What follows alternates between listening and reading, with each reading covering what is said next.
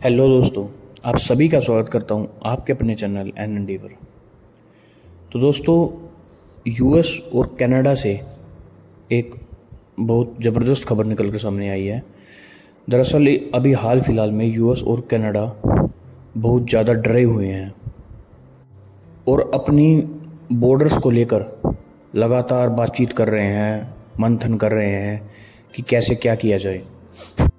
अचानक इन दोनों देशों के साथ ऐसा क्या हुआ कि वह इतने डरे हुए सहमे हुए नज़र आ रहे हैं, जबकि यूएस तो आप जानते ही हैं कि सुपर पावर है। तो चलिए जानते हैं।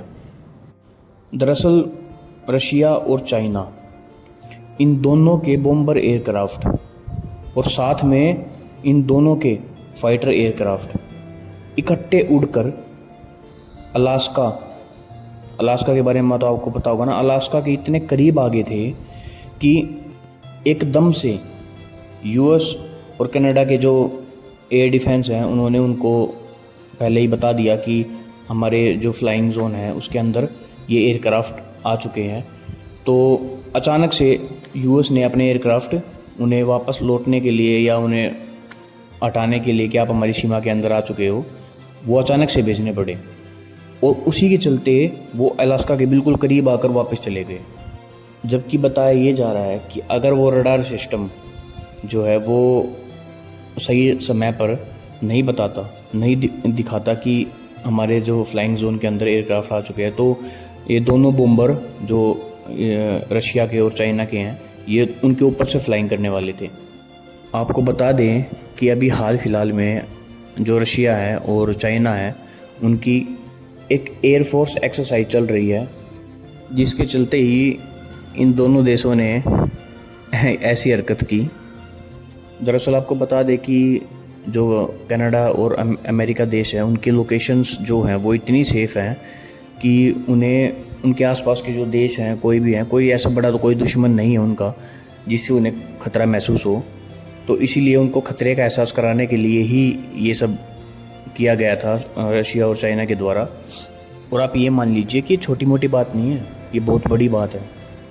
बाकायदा रशियन गवर्नमेंट ने ट्वीट करके इस चीज़ की जानकारी दी है कि हम एक एक्सरसाइज कर रहे थे और हम बिल्कुल अलास्का के करीब से गुज़र के गए हैं।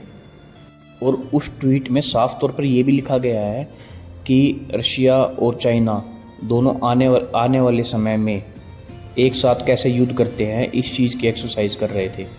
और सच बात यह है कि जिस चीज़ के लिए उन्होंने ऐसा काम किया वो उस चीज़ में कामयाब भी हो गए हैं। कहीं ना कहीं कनाडा और रशिया के दिलों में उन्होंने खौफ भर दिया है कि आप लोग सेफ़ नहीं हैं, आप पर भी किसी भी टाइम पे कुछ भी हो सकता है। मैं समझता हूँ कि भारत को भी इस चीज़ से एक सीख लेने की ज़रूरत है, क्योंकि आप ये देख लीजिए, अमेरिका जो सबसे बड़ा सुपर पावर है, वो भी आज के समय खतरे से अछूता नहीं है। ठीक है, उस पर भी किसी भी प्रकार का खतरा किसी भी समय आ सकता है। के पास तो इतने बड़े बड़े डिजिटल हथियार हैं, बहुत बड़ी आर्मी है, सबसे बड़े और सबसे आधुनिक एयरक्राफ्ट हैं।